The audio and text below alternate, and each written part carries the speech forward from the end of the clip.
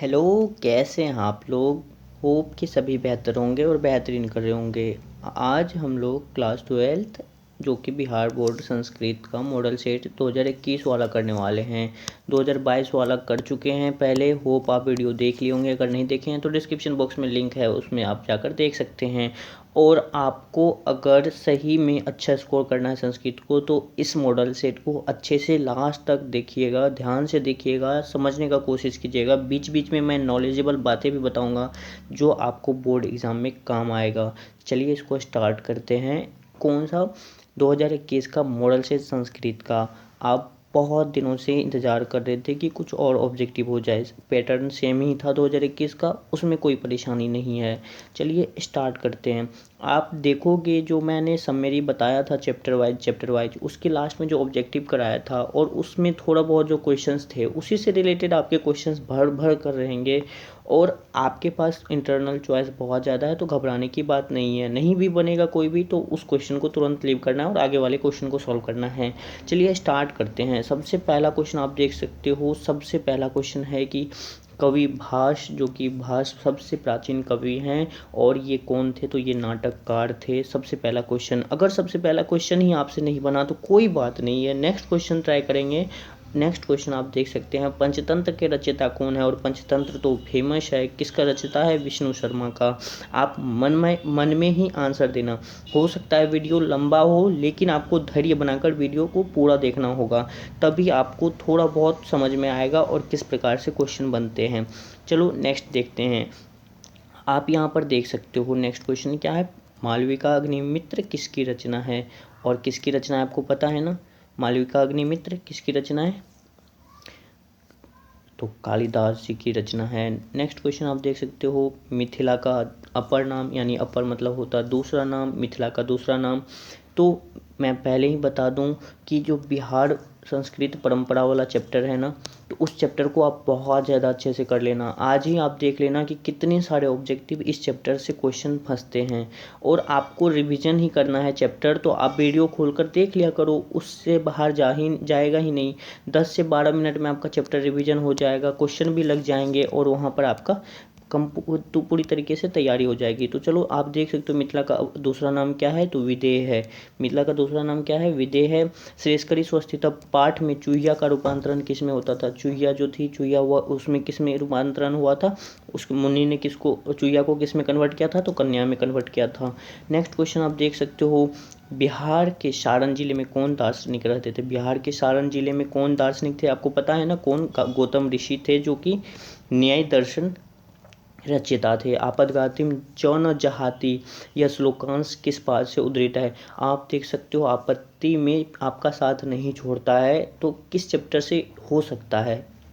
तो इस चैप्टर को, ये लाइन बहुत ज़्यादा अच्छा है, फेमस है ये लाइन और बहुत ज़्यादा क्वेश्चन में पूछता भी है, तो आपको थोड़ा सा ये ध्यान रखना होगा। तो आप देख सकते हो किस चैप्टर से है, तो ये परोपकार चैप्टर से है। उसके बाद देख सकते हो कि भृगु ब्रह्म विद्या का ज्ञान किससे प्राप्त करता है? जो लास्ट चैप्टर है, भृगु ऋषि किससे ज्ञान प्राप्त करता है? तो अपने पिता से ज्ञान प्राप्त करता है। भूत पदार्थ कितने माने गए हैं? तो भूत पदार्थ कितने माने गए हैं? 4 पदार्थ माने गए हैं। पंचभूत होता है ना, 4 नहीं 5 होता है। तो आप यहाँ पर करेक्ट कर लेना। हो सकता है बाय मिस्टेक मैं किसी क्वेश्चन को, अगर मैं बाय मिस्टेक थोड़ी बहुत गलती कर लेता हूँ, तो आप कमेंट सेक्शन में उसका आंसर सही करके बता दिया करो कि सर इसका ये आंसर होगा। अगर हो सकता है कि कुछ क्वेश्चंस मुझसे भी नहीं बना हो, गलत हो गया हो, या मैं गलत बता दिया हूँ, तो आप कमेंट में उसको करेक्ट कर लिया करना, ठीक है? और आप जस्ट कमेंट करके बताना कि आपको वीडियो कैसा लग रहा है, अच्छा लग रहा है, कहाँ पर परेशानी हो रही है, कहाँ पर आपको सही नहीं लग रहा है। तो आप बताओगे तभी तो मुझे पता चलेगा। आप कमेंट भी तो नहीं करते हो, कमेंट करके बताया करो। न्याय सूत्र के रचनाकार अभी जस्ट बताया, न्याय सूत्र कौन किसके थे? न्याय दर्शन या न्याय सूत्र को लोग गौतम ऋषि थे। उसके बाद देखो, रजः प्रशांत समिद्यो श्लोकांश किस पाठ से उद्धृत है? ये श्लोकांश है, नहीं पता है आपको तो इसको कोई दिक्कत नहीं है, परेशानी की बात नहीं है। तो ये वर्षा वर्णन से लिया गया है, आपको परेशान होना ही नहीं है। नेक्स्ट क्वेश्चन पर आपको चला जाना है। नेक्स्ट क्वेश्चन आप देख सकते हो, न्यायालय दर्शन पाठ मृच्छकटिका के किस अंक से लिया गया है? तो आपको मैं बता दूं, मृच्छकटिका में टोटल 10 अध्याय 10 अंक है, उसमें 9वां अध्याय जो है न्यायालय दर्श्यम है। उसके बाद वसंत सेना का बलपूर्वक अपहरण कौन करता है, तो ये मैं बता दूं कि सकार करता है। जो इस चैप्टर को वसंत सेना और जिसमें जो इसमें थोड़ा सा आपको मैं समझा दूं क्या है कि जो चारुदत्त है ये बहुत अच्छा आदमी है, और इस चैप्टर में चारुदत्त और वसंत सेना का प्रेम प्रसंग है, लव अफेयर है, लेकिन उसमें विलन का काम कौन करता है, सकार। तो सकार फिर इसको किडनैप करके फिर उसका हत्या कर देता है, जिस कारण से आरोप किस पर लग जाता है, चारुदत्त पे आरोप लग जाता है। तो आप यहाँ पर ध्यान रखना है कि सकार ने वसंत सेना का बल अपहरण किया था। ठीक है, तो चारुदत्त इसका आंसर नहीं है, क्या हो जाएगा, सकार। ठीक है, उसके बाद अर्थशास्त्र की रचयिता कौन है, तो कौटिल्य हैं। उसके बाद देख सकते हो इनमें से कौन शतक त्रय में नहीं है, शतक त्रय जो कि कवि भास के द्वारा ही लिखा गया है, और तीन है शतक त्रय, जिसमें नीति शतक है, वैराग्य शतक है, श्रृंगार शतक है, लेकिन कौन नहीं है, तो दैवी शतक नहीं है। ठीक है, तो इसमें कौन नहीं पूछ रहा है तो कौन सा आंसर चला जाएगा, देवी शतक चला जाएगा। उसके बाद राजा दिलीप कौन थे, तो राजा दिलीप क्षत्रिय थे, क्षत्रिय राजा थे।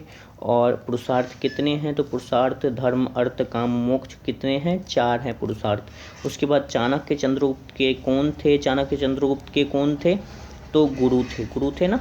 हाँ, पाटलिपुत्र का श्रेष्ठी कौन था, जिस चैप्टर में बताया हूँ उसमें चंदनदास और चाणक्य का विवाद है, उसी में चंदनदास को श्रेष्ठी बताया गया है। जनक की सभा में शास्त्र निपुणा कौन थी, मैंने बताया था पढ़ने के सेम टाइम कौन थे, तो गार्गी थी। उसके बाद चंद्रगुप्त किस वंश का संस्थापक था, तो मौर्य वंश का संस्थापक था, ये ध्यान रखना, मौर्य वंश का संस्थापक था। उसके बाद भूमि का आवरण किसे कहा गया है, तो इसे मैंने भी बताया है, पर्यावरण को कहते हैं भूमि का आवरण। उसके बाद मैं बात करूं कि सीत वर्मा का छोटा पुत्र कौन था, तो सीत वर्मा का छोटा पुत्र कौन था, सत्यवर्मा था। उसके बाद कादम्बरी के रचनाकार कौन हैं, कादम्बरी जो बिहार चैप्टर से ही लिया गया है, और उसके रचयिता कौन है, तो कौन है, इसका आंसर आप मन में दो, कौन है, तो वानभट्ट है। पृथ्वीपुट ग्राम में रहते थे। दो ग्रंथ की रचना की थी, एक कादम्बरी और दूसरा आप बताना। ठीक है, उसके बाद देखो अभी बताना, कमेंट करके बताना मुझे कि कहाँ परेशानी हो रही है, कैसा लग रहा है, वीडियो कैसा हो रहा है, थोड़ा सा मैं कितना मेहनत कर पा रहा हूँ, थोड़ा सा भी आपको अच्छा लग रहा है कि नहीं अच्छा लग रहा है, वो भी अच्छा भी नहीं भी लगता है फिर भी आप देखो। ठीक है, नृत्य संगीत योग्यता विषयक विवाद किनके बीच हुआ था, गंदा सरदत्त आग। अगर आप बोर हो रहे हो तो थोड़ा सा स्पीड करके देख लिया करो, कोई दिक्कत नहीं है मुझे। देखो, अमेरिका देश में भाइयों एवं बहनों से किसने संबोधन किया था, तो नरेंद्र मोदी ने किया था, लेकिन नरेंद्र मोदी ऑप्शन में नहीं है, तो कौन सा ऑप्शन चला जाएगा, विवेकानंद जी चला जाएगा। उसके बाद गौतम मुनि के ग्रंथ का क्या नाम था, देखो 5 क्वेश्चन अभी तक आ चुका है बिहार वाला पार्ट से। तो गौतम मुनि किस न्याय दर्शन के रचयिता थे, कालिदास ने किस नाटक की रचना नहीं की है, नहीं पता आपको, कोई दिक्कत नहीं है, मैं बता देता हूँ, आपको परेशान होने की बात नहीं है। तो आप देख सकते हो स्वप्न वासवदत्ता, वैसे भी अब जब ऑप्शंस को देखोगे तो आपको लग जाएगा। स्वप्न वासवदत्ता जो चैप्टर है उसमें आप देखोगे किसने रचयिता की है, तो वहाँ से पता चल जाएगा। नालंदा विद्यापीठ फिर से बिहार चैप्टर से ही क्वेश्चन आया है, तो किस दर्शन का केंद्र था, बौद्ध दर्शन का केंद्र था। सबसे प्राचीन वेद कौन है, तो आप जब पढ़ते होंगे वेद, ऋग्वेद, यजुर्वेद, सामवेद, तो सबसे पहले कौन आता है, तो ऋग्वेद आता है, तो कौन सा आंसर चला जाएगा, पुराना ऋग्वेद। तपोवन में कौन सा संधि है, आप जब इसका संधि विच्छेद करोगे तो तपः +1 तपोवन। तो आप देख सकते हो विसर्ग संधि का प्रयोग हो रहा है इसमें, तो विसर्ग संधि चला जाएगा। उसके बाद गंतव्यम में तव्यम लग रहा है, तव्यम तव्यम तव्यत। ठीक है, इस तरीके से आप पकड़ोगे। सार्धम के योग में सार्धम बोल ले या सह बोल ले, इस तरीके का जो भी होगा, सार्धम, तो कौन सा चला जाएगा, तृतीया विभक्ति चला जाएगा। पठित्वा में कौन सा प्रत्यय प्रयुक्त हुआ है, पठित्वा कत्वा त्वा आ रहा है ना, तो कौन सा चला जाएगा, कत्वा। उसके बाद पितरः किस विभक्ति और वचन का रूप है, कमेंट करके बताना। पितरः पिता का शब्द रूप नहीं पता, कोई दिक्कत नहीं है, हम नेक्स्ट क्वेश्चन देखेंगे और नेक्स्ट क्वेश्चन बन जाएगा आराम से। फिर भी मैं इसको बता रहा हूँ कि इसमें कौन सा आंसर जाएगा, तो ये प्रथमा बहुवचन का रूप है। त्रैलोक्यद्वीप में कौन सा समाज है, आप देख सकते हो त्रैलोक्यद्वीप है, त्रैलोक्यद्वीप में आप बहुव्रीहि यानी किसी और के बारे में बोल रहा है। त्रैलोक्यद्वीप किसको बोलते हैं, सूर्य को बोलते हैं, तो यहाँ पर बोलना किसी और के बारे में बोल रहा है लेकिन उसके लिए वर्ड कुछ और प्रयोग कर रहा है तो कौन सा समास चला जाता है? बहुव्रीहि।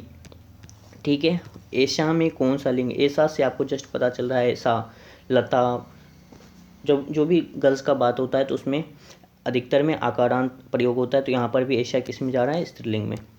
वैसे इदम का शब्द रूप किस में चलता है?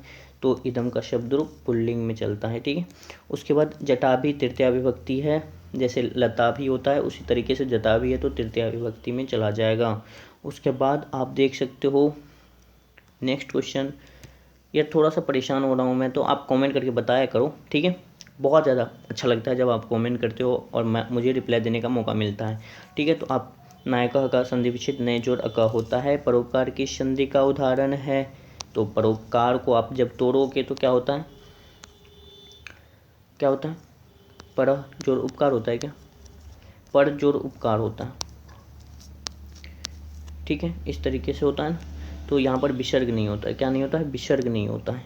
तो पर जोड़ उपकार होता है परोपकार, इसमें दीर्घ संधि का प्रयोग हुआ है, अ और उ मिलकर ओ बन रहा है तो उसमें गुण संधि चला जाता है, दीर्घ नहीं गुण संधि का प्रयोग होता है तो गुण संधि चला जाएगा। नहीं पता कोई दिक्कत नहीं, हम नेक्स्ट क्वेश्चन को सॉल्व करेंगे। पवन में कौन सा होता है?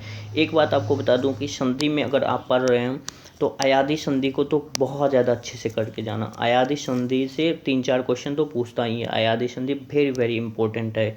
तो इसमें कौन सा चला जाएगा? पोज और अनह चला जाएगा। पठ धातु लोट लकार मध्यम पुरुष, लोट लकार की बात कर रहा है और आपको थोड़ा सा मैं सारे लकार का पहचान करने का तरीका बता देता हूँ। ठीक है, चलो मैं बता देता हूँ। ठीक है, तीता अंति सीथथ पता है लट लकार में प्रयोग होता है। लट लकार का सीथथ अंति तीता अंति सीथथ आमी आवा आमा लट लकार में होता है। लिट लकार में यानी भविष्यत काल में सियति सियत सियंती सियसी सियथ सियत होता है। सियस इस तरीके से हो गया। लेट लकार में लंग लकार में अगर बात करें, लंग लकार भूतकाल में तो जैसे अपठत होता है, तो अ को मैं छोड़ रहा हूँ, अपठत हुआ तो ये प्रथम पुरुष में एक वचन में आ रहा है अत। ठीक है, तो इस तरीके से मैं बोल रहा हूँ अत अताम अन अह तम त। ठीक है, उसके बाद अम आओ आम, तो ये लंग लकार में हो जाता है। ठीक है, ये हो गया। उसके बाद लोट लकार की बात करें तो उसमें भी क्या होता है? लोट लकार में उसमें होता है तू ताम अंतु ही तम त आनी आव आम, आनी आनी। ठीक है, तो यहाँ पर बोल रहा मध्यम पुरुष एक वचन हुए तो ही तम त आता है, तो वहाँ पर आप देख सकते हो कि किस में आ रहा है? पठ धातु का लोट लकार मध्यम पुरुष द्विवचन बोल रहा है तो किस में होता है? ही तम, तो किस में आ रहा है? तम में आ रहा है। तो आप यहाँ पर देख सकते हो पठतम मध्यम पुरुष द्विवचन। द्रक्षति में ये दृश्य का धातु रूप है। एक बात मैं बता दूं कि पिछला वाला मॉडल पेपर 2022 वाला में मैंने बताया था कि पश्यति और दृश्यति, इसमें मैंने दृश्यति में बाय मिस्टेक आपको दृश्य बता दिया था, तो लेकिन पश्य भी धातु है तो पश्य उसमें आंसर चला जाएगा, लेकिन यहाँ पर द्रक्षति है तो कौन सा इसमें ऑप्शन चला जाएगा? दृश्य चला जाएगा। उसके बाद दा धातु में कत्वा प्रत्यय लगने से क्या हो जाता है? दत्वा हो जाता है। ठीक है, उसके बाद देखो यहाँ पर राम लक्ष्मण स गच्छति यानी लक्ष्मण स, यहाँ पर तृतीया विभक्ति सह के साथ जब भी प्रयोग होगा तो कौन सा हो जाएगा? तृतीया विभक्ति हो जाएगा। उसके बाद देख सकते हो सर्प भीतः, सांप से डरा हुआ, कौन सा विभक्ति लग रहा है? लग रहा है तत्पुरुष ही विभक्ति है जिसमें समास है, इसमें वैसा प्रयोग होता है। फिर यहाँ पर भी देख सकते हो चक्रपाणी में कौन सा समास है? चक्रपाणी किसको बोलते हैं? भगवान विष्णु को, और विष्णु के लिए चक्रपाणी प्रयोग किया हुआ है, मतलब वर्ड कोई और प्रयोग कर रहा है और किसी और के बारे में बताना चाह रहा है तो कौन सा समास चला जाएगा? बहुव्रीहि। ठीक है, उसके बाद सीतारामो, सीतारामों में सीता भी इम्पोर्टेंट है और राम भी इम्पोर्टेंट है तो कौन सा समास चला जाएगा? द्वंद्व समास, इसमें दोनों पद बहुत ज़्यादा इम्पोर्टेंट है। उसके बाद देख सकते हो कि चंद्रशेखर, सेम बात आ गया। चंद्रशेखर चंद्रमा को कहते हैं, चंद्रमा को कहते हैं चंद्रशेखर मतलब जिसके शिखर पर शिखा पर चंद्र हो तो किसको बोलते हैं? शिव भगवान को बोलते हैं। तो यहाँ पर भी प्रयोग किसी और के लिए हुआ है वर्ड का तो कौन सा समास चला जाएगा? बहुव्रीहि समास चला जाएगा। पिछले वीडियो में मैंने समास को पहचानने का तरीका भी बताया था तो उसको आप समझ गए होंगे। अनु का उपसर्ग देख सकते हो कि किस शब्द में नहीं हुआ है, तो अनु जोड़ कृति अनुकृति हुआ है, अनु जोड़ राग अनुराग हुआ है, अनु जोड़ उपस्थिति अन जोड़ उपस्थिति हुआ है, अनु का प्रयोग नहीं हुआ है। अन और उपस्थिति है, इसमें क्या है, अन और उपस्थिति, तो कौन सा ऑप्शन चला जाएगा, अनुपस्थिति, इसमें नहीं है। उसके बाद उत्कर्ष में कौन सा समास, जब इसको तोड़ोगे तो उद जोड़ कर्ष हो जाएगा, ऐसे होगा ना, उद जोड़ कर्ष, तो कौन सा चला जाएगा, उत्कर्ष। उसके बाद ट वर्ग, ऋतु रसाना मूर्धा, मैंने बताया था ना, जब वर्ण का ट्रिक बताया था आपको, तो मैंने ट्रिक के साथ बताया होगा इसमें, तो कौन सा ऑप्शन चला जाएगा, 53 का। आप इसको आंसर देना, कौन सा हो जाएगा, मूर्धा। उसके बाद कौन अंतःस्थ वर्ण नहीं है, मैंने जब वर्ण बताया था उसमें बताया था कौन सा अंतःस्थ है, कौन सा उसमें है, वैसे भी आपको पता चल जाएगा, यो र ल वो आ रहा है, वह भी होना चाहिए, लेकिन वह नहीं है, तो कौन सा है, सौ है, तो सौ आंसर चला जाएगा। संस्कृत में कितनी विभक्ति होती हैं, तो कितनी विभक्ति होती है संस्कृत में, 7 विभक्ति होती है, ठीक है। उसके बाद देख सकते हो क्रिया के आधार के कौन कारक, अधिकरण कारक मैंने बताया था पिछले वीडियो में, संयुक्त प्रधान है, सह के साथ में युक्त, सह के साथ में कौन सा विभक्ति होता है, तो तृतीया विभक्ति लगता है। कर्ता का इष्टतम कारक जो कौन सा है, कर्म है। उसके बाद नदी शब्द का तृतीया एक वचन क्या होता है, नदी शब्द का तृतीया एक वचन नद्या होता है। शब्द रूप नहीं पता तो कोई दिक्कत नहीं है, 100 क्वेश्चन में आपको 50 ही अटेम्प्ट करना है, कोई घबराने की बात नहीं। कितने वाच्य संस्कृत में, 3 वाच्य, कौन कौन से, कर्तरी, कर्म और भाववाच्य। उसके बाद काव्य शास्त्र की मुख्य विशेषता, थोड़ा सा परेशान कर सकता है ये क्वेश्चन, लेकिन घबराने की बात नहीं है। काव्य की बात कर रहा है तो काव्य के तत्वों का निरूपण करता है काव्य तत्व, ठीक है। भारवी ने एक ही महाकाव्य की रचना की थी, अगर आपको नहीं पता है तो कोई दिक्कत नहीं, मैं बता देता हूँ। भारवी कितने महाकाव्य की रचना किए थे, एक, ठीक है, कोई दिक्कत नहीं, घबराने की बात नहीं है। कमेंट करके बताना कैसा लग रहा है। निम्न में कौन शतक नाम से परिगणित नहीं है, आप देख सकते हो सब में शतक शतक लगा हुआ है और इसमें मेघदूत में नहीं लगा हुआ है, तो शतक। अग्निमित्र कौन है, अग्निमित्र पुष्यमित्र का पुत्र था, जो कि शुंग वंश के रचयिता थे, और पुष्यमित्र का पुत्र अग्निमित्र, ठीक है। वृक्षारोपण कब करना चाहिए, वर्षा काल के आरंभ में। पारिजात हरण महाकाव्य में किसका उल्लेख है, किसका उल्लेख है, मिथिला का। उसके बाद प्रीतिकूट ग्राम से, देखो बिहार से क्वेश्चन सेम आ गया। प्रीतिकूट ग्राम में किसका वास था, वान भट्ट का। मंडन मिश्र किस दर्शन के थे, मीमांसा दर्शन, देख सकते हो आप। 12 क्वेश्चन अभी तक में हो चुका है। बिहार से न्याय दर्शन, गौतम प्रदेश किस प्रदेश में रहते थे, बिहार प्रदेश में। 13वां क्वेश्चन देख लो अब, बिहार चैप्टर से कितना ज़्यादा इंपॉर्टेंट है, तो बिहार चैप्टर को बहुत अच्छे से करके जाना। काकली काव्य सेम उसी क्वेश्चन चैप्टर से आया है। Janaki Vallabh Shastri last part. मंडन मिश्र सेम शंकराचार्य के बीच शास्त्रार्थ की निपुणा भारती। 15 क्वेश्चन हो चुका है बिहार चैप्टर से। उसके बाद सहवीर्यम करवा वह, यह वाक्यांश किस पाठ से उद्धृत है, तो ये ध्यान रखना कि मंगलम से। कोई दिक्कत नहीं हो रहा है तो छोड़ के चले जाएंगे, नहीं विश्वास है इस क्वेश्चन में तो नेक्स्ट क्वेश्चन सॉल्व करेंगे। सुश्रुत संहिता किस प्रकार का ग्रंथ है, तो किस प्रकार का ग्रंथ है, तो ये आयुर्वेदीय ग्रंथ है। व्यायाम पाठ सुश्रुत संहिता, ये क्वेश्चन मुझे कहीं भी नहीं मिला, तो कोई दिक्कत नहीं है, अगर आपको मिलता है तो आप कमेंट करके बताना। लेकिन मैंने बहुत ढूंढा इस क्वेश्चन को, मैं लीव कर रहा हूँ इसको, मुझे नहीं पता, ठीक है। तैत्तिरीय उपनिषद किस वेद से समृद्ध है, तैत्तिरीय उपनिषद मैंने बताया था कृष्ण यजुर्वेद से संबंधित है। आयादि संधि, फिर से आयादि संधि आ गया, उदाहरण देख सकते हो। पावक, पौ जोड़ अकह, पावक। कविंद्र में कौन सा संधि है, आप देख सकते हो, कवि जोड़ इंद्र, इस तरीके से होता, तो यहाँ पर हर्ष ई बनकर दीर्घ ई हो गया है, तो कौन सा संधि, दीर्घ संधि। भव किस लकार, भू बोल लो या भव बोल लो, बात एक ही है। भव किस में प्रयोग होता है, तो ये लोट लकार में प्रयोग होता है, लोट लकार मध्यम पुरुष एक वचन।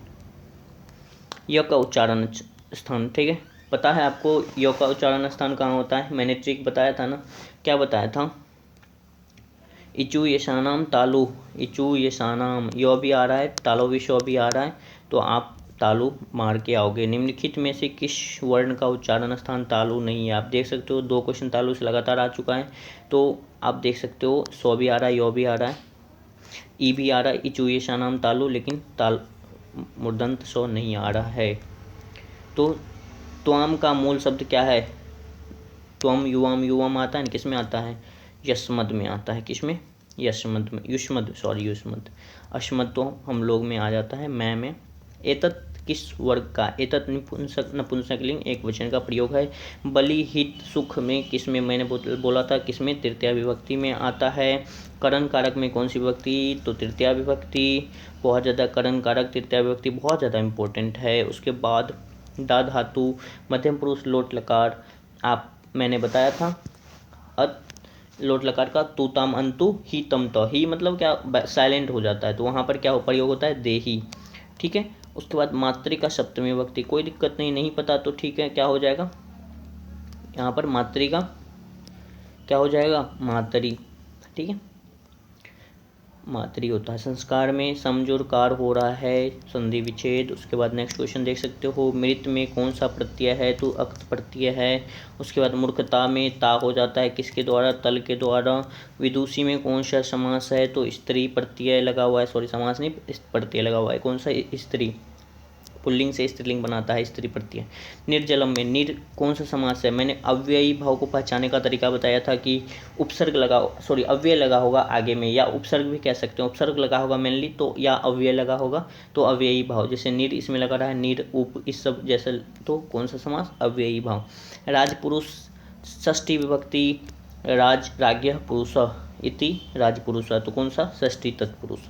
पानी पादम, पानी च पादों च तयोर समाहारः, कौन सा संधि?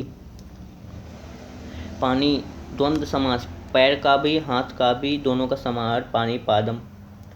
डैश करने बधिरा, कान से बहिरा। क्रिया विशेषण में किस विभक्ति का एवं वचन का? तो प्रथमा एक वचन का। गच्छन में किस प्रत्यय का प्रयोग हुआ है? तो किसका प्रयोग हुआ है? गच्छत बोल ले या गच्छन बोल ले, किसमें? सत्री। हल संधि किसको बोलते हैं? तो व्यंजन संधि को बोलते हैं, ये ध्यान रखना। और अच संधि किसको बोलते हैं? स्वर संधि को। अच संधि किसको बोलते हैं?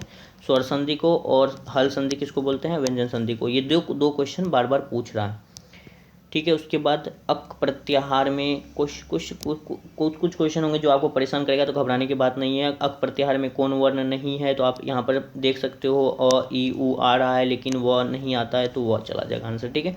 संस्कृत भाषा में स्वर्णों की संख्या कितनी है? कितना आसान क्वेश्चन 13 है। और हसी च इस सूत्र का, संधि का सूत्र किससे रिलेटेड है? तो ये व्यंजन वर्ण से रिलेटेड है या व्यंजन संधि से रिलेटेड है। तो आपने देखा होगा कि 50 क्वेश्चन 100 में तो आप आराम से सॉल्व कर लोगे और आपको घबराने की ज़रूरत नहीं है। आप उसके बाद सब्जेक्टिव क्वेश्चन को आराम से सॉल्व कर सकते हो। पूर्ण वाक्य में लिखने बोलता है, तो आप पूर्ण वाक्य में उत्तर देना। इसका अगर आंसर देना होगा तो ग्राम दग्न दाहिन लिखना पहले, ग्राम दाहिन, का की जगह पर वासवदता दे देना, वासवदता इस तरीके से दे दोगे, वासवदता फिर दग्धा, इस तरीके से पूर्ण वाक्य हो गया। इस तरीके से आप आंसर करोगे। लॉन्ग आंसर को आप खुद सॉल्व कर लेना, ठीक है।